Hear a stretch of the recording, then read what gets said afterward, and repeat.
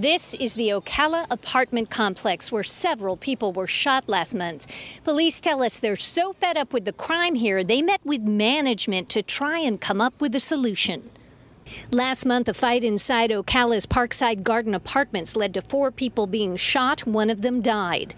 The next day, Ocala police arrested 6 people on unrelated charges and seized drugs and firearms.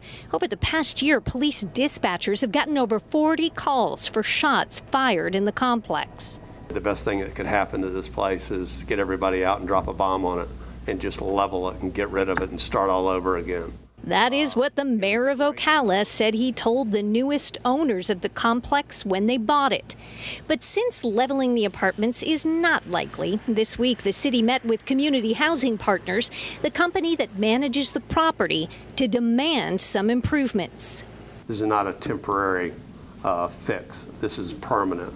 We're going to be out there. We're going to continue to do this. We're not going away. Among the changes agreed on are more lighting and security cameras, improved fencing surrounding the property, a strict eviction program, and criminal history checks on new residents.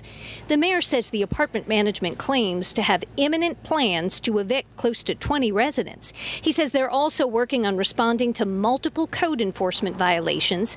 Several staircases have been condemned by the city, and they may soon start imposing daily fines if problems with rodent infestations, plumbing leaks, and abandoned cars are not addressed.